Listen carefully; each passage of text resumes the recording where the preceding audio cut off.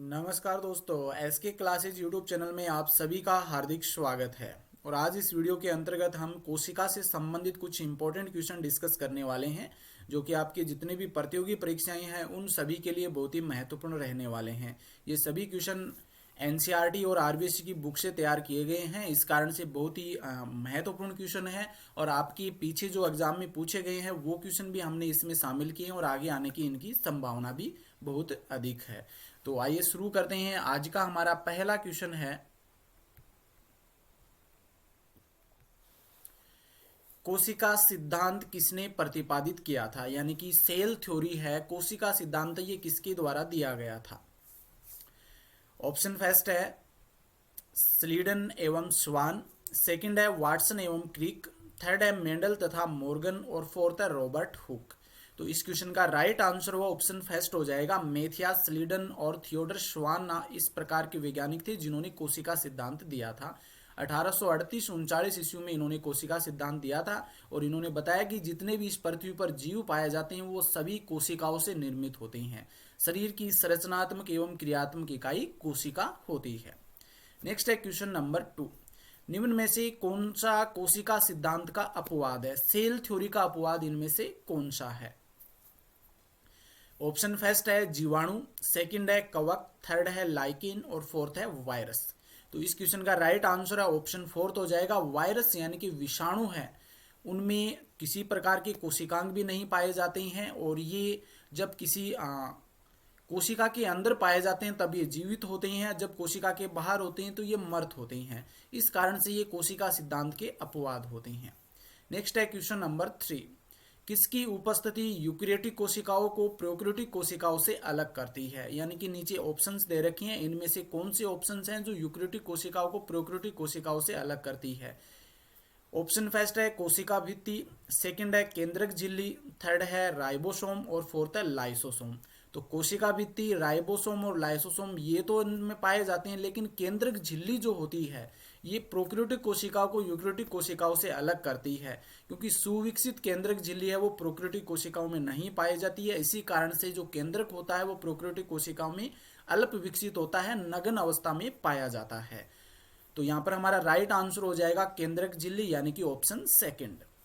Next है question number 4। यह किसने कहा था कि पूर्ववर्ती कोशिका से ही नई कोशिका का निर्माण होता है? यानी कि पहले से जो उपस्थित कोशिका है उसमें विभाजन होता है जिसके फलस्वरूप नई कोशिकाओं का निर्माण होता है। ये किसने बताया था? ऑप्शन फर्स्ट है रॉबर्ट हुक, सेकंड है मेथियास स्लीडन, थर्ड है रुडोल्फ विर्चो और फोर्थ है रॉबर्ट ब्राउन। तो इस क्वेश्चन का राइट आंसर है वो ऑप्शन थर्ड हो जाएगा। रुडोल्फ विर्चो ने 1855 ईस्वी में बताया कि पहले से जो कोशिकाएं उपस्थित है उन्हीं कोशिकाओं में विभाजन होता है और विभाजन के फलस्वरूप नई कोशिकाओं का निर्माण होता है। तो इस क्वेश्चन का राइट आंसर वो ऑप्शन थर्ड हो जाएगा। नेक्स्ट है क्वेश्चन नंबर 5। सबसे लंबी पादप कोशिका किसमें पाई जाती है? सबसे लंबी पादप कोशिका किसमें पाई जाती है? ऑप्शन फर्स्ट है विक्टोरिया एमाजोनिका, सेकंड है वो है मेरिया निविया, थर्ड है यूकेलिप्टस और फोर्थ है सिकोवा। तो इस क्वेश्चन का राइट आंसर है ऑप्शन सेकंड हो जाएगा, वो है मेरिया निविया में सबसे लंबी पादप कोशिका पाई जाती है।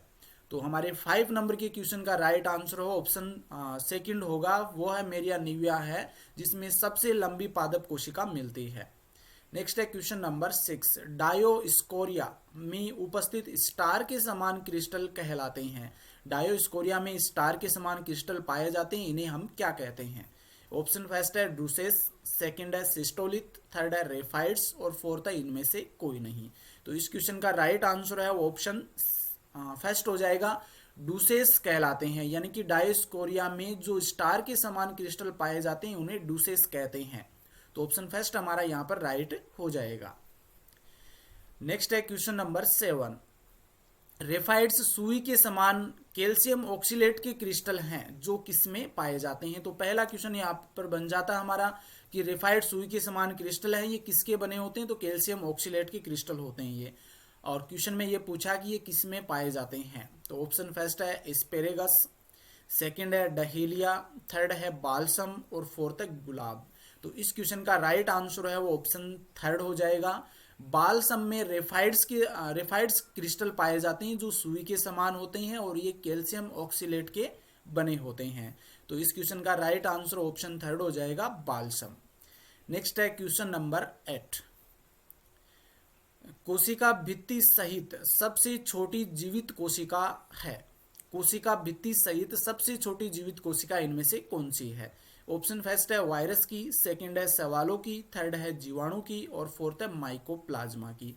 तो इस क्वेश्चन का राइट आंसर ऑप्शन थर्ड हो जाएगा। जीवाणु में कोशिका भित्ति पाई जाती है और कोशिका भित्ति सहित सबसे छोटी कोशिका जो होती है, जीवित कोशिका जो होती है, वो जीवाणु की होती है।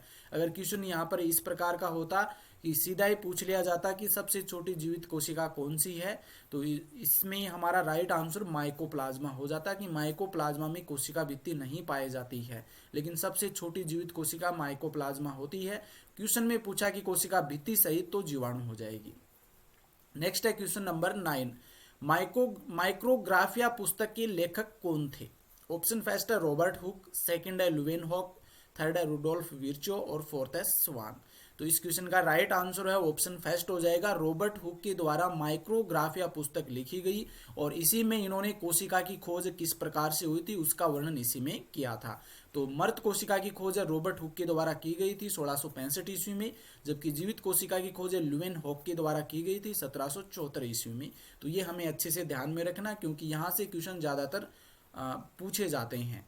तो इस क्वेश्चन का राइट आंसर ऑप्शन फर्स्ट हो जाएगा रॉबर्ट हुक। नेक्स्ट है क्वेश्चन नंबर 10। वह शाखा जिसमें कोशिका की संरचना का अध्ययन किया जाता है। विज्ञान की वह कौन सी शाखा जिसके अंतर्गत कोशिका की संरचना का स्ट्रक्चर का अध्ययन किया जाता है? ऑप्शन फर्स्ट है इकोलॉजी, सेकंड है मोर्फोलॉजी, थर्ड है साइटोलॉजी और फोर्थ है एम्ब्रियोलॉजी। तो इस क्वेश्चन का राइट आंसर ऑप्शन थर्ड हो जाएगा साइटोलॉजी, यानी कोशिका विज्ञान के अंतर्गत कोशिका का अध्ययन किया जाता है। एम्ब्रियोलॉजी में हम भ्रूण का अध्ययन करते हैं। मोर्फोलॉजी में हम किसी का भी बाहरी रूप से जो अध्ययन किया जाता है वो मोर्फोलॉजी कहलाता है। इकोलॉजी में हम पर्यावरण का अध्ययन करते हैं। नेक्स्ट है क्वेश्चन नंबर 11। कोशिका की खोज किसने की थी? कोशिका की खोज है ये किसके द्वारा की गई थी? तो ऑप्शन फर्स्ट है लुवेनहॉक, सेकंड है रॉबर्ट हुक, थर्ड है रॉबर्ट ब्राउन और फोर्थ है डीजे इवानोव्स्की।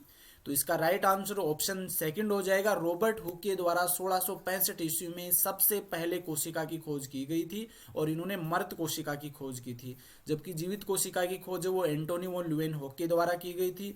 रॉबर्ट ब्राउन ने केंद्र की खोज की थी और डीजे इवानोव्स्की इन्होंने वायरस की खोज की थी। तो वायरस के जनक के रूप में हम डीजे इवानोव्स्की को जानते हैं। तो इस क्वेश्चन का राइट आंसर ऑप्शन सेकंड हो जाएगा। रॉबर्ट हुक के द्वारा कोशिका की सर्वप्रथम खोज की गई थी। नेक्स्ट है क्वेश्चन नंबर 12। लेटिसिफेरस कोशिकाओं में क्या पाया जाता है? जिसमें लेटेक्स पाया जाता है उन कोशिकाओं में क्या मिलता है? ऑप्शन फर्स्ट है कोशिका द्रव्य, सेकंड है भोजन, थर्ड है भोजन व वर्ज्य पदार्थ यानी अपशिष्ट पदार्थ और फोर्थ है इनमें से कोई नहीं। तो इस क्वेश्चन का राइट आंसर ऑप्शन थर्ड हो जाएगा। लेटिसिफेरस कोशिकाएं जो होती है उनमें भोजन पाया जाता है और भोजन के साथ में कुछ अपशिष्ट पदार्थ होते हैं वो भी पाए जाते हैं। नेक्स्ट है क्वेश्चन नंबर 30। जंतु तथा पादप कोशिका में क्या अंतर होता है? पादप कोशिका और एनिमल सेल होती है, इनमें क्या डिफरेंस होता है? ऑप्शन फर्स्ट है पादप कोशिका में कोशिका भित्ति उपस्थित होती है, पादप कोशिका में लवक पाए जाते हैं, थर्ड है पादप कोशिका में तारकाय अनुपस्थित होता है और फोर्थ है ये सभी। तो यहाँ पर हम बात करें तो ये सभी है वो पादप कोशिका के संदर्भ में राइट हैं, क्योंकि पादप कोशिका में कोशिका भित्ति भी पाई जाती है, लवक भी पाया जाता है और तारकाय जो होता है ये पादप कोशिका में एब्सेंट होता है, लेकिन जंतु कोशिका में ये पाया जाता है।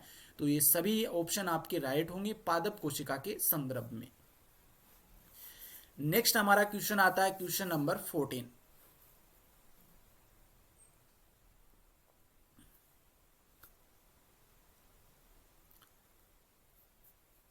सिस्टोलिथ निर्मित होते हैं। सिस्टोलिथ एक प्रकार की क्रिस्टल होते हैं, ये किससे बने होते हैं? ऑप्शन फर्स्ट है कैल्शियम ऑक्सीलेट, सेकंड है कैल्शियम कार्बोनेट, थर्ड है कैल्शियम हाइड्रोक्साइड और फोर्थ है कैल्शियम ऑक्साइड।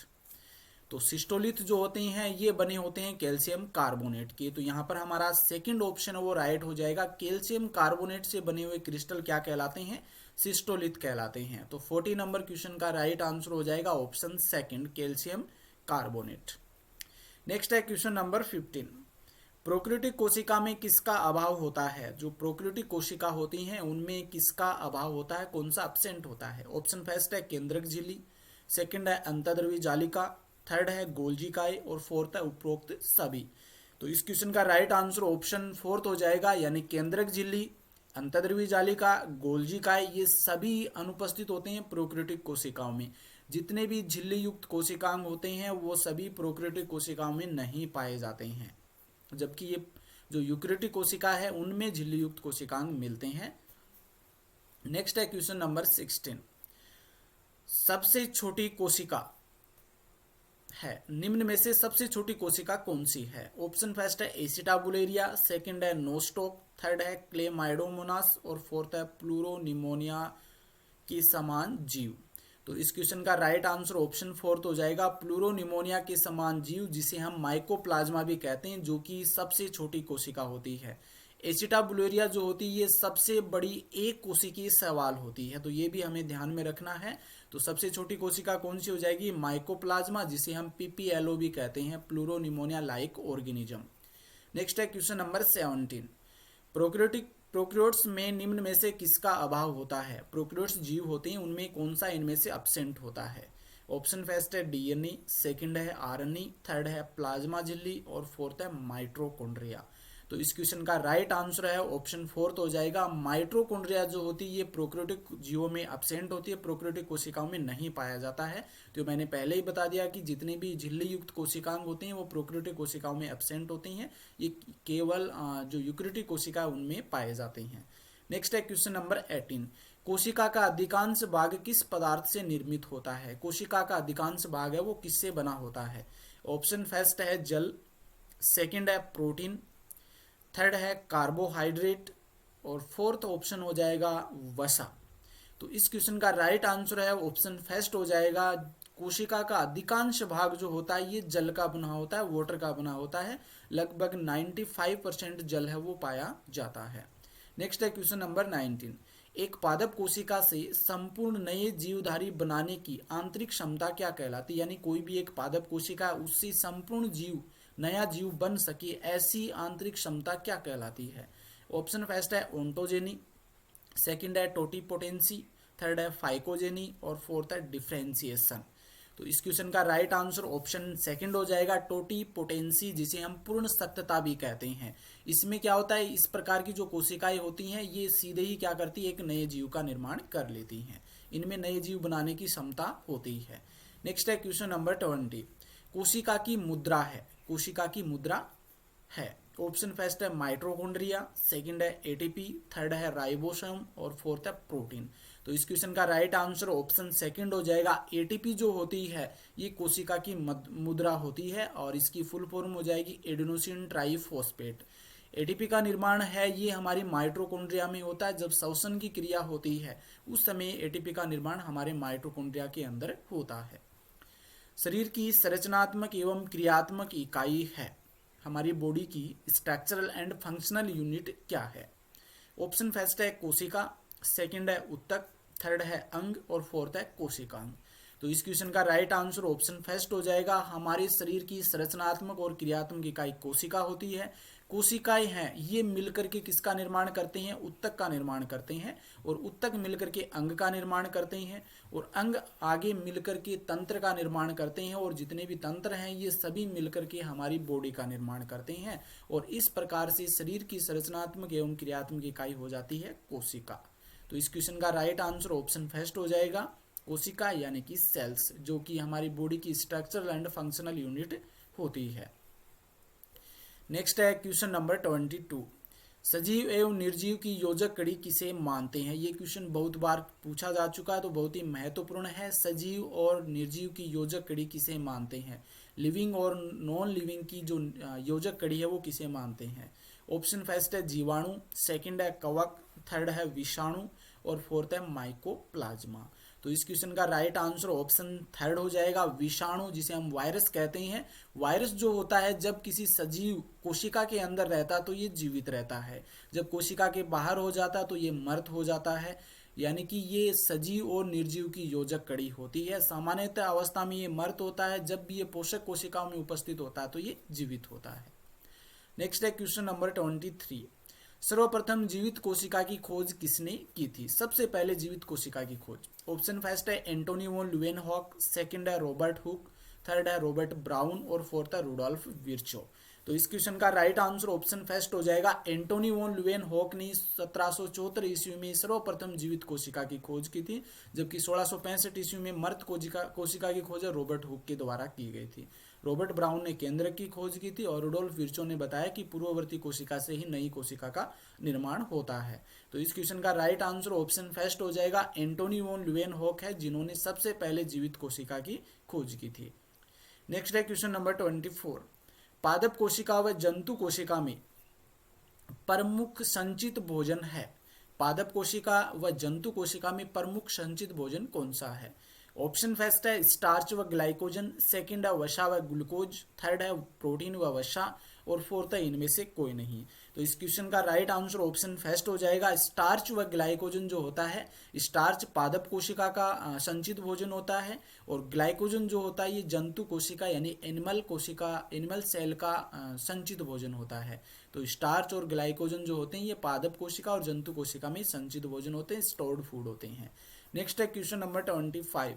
सबसे बड़ी जंतु कोशिका है, सबसे बड़ी जंतु कोशिका, ऑप्शन फर्स्ट है मुर्गी का अंडा, सेकंड है तंत्रिका कोशिका, थर्ड है शुतुरमुर्ग का अंडा और फोर्थ है इनमें से कोई नहीं।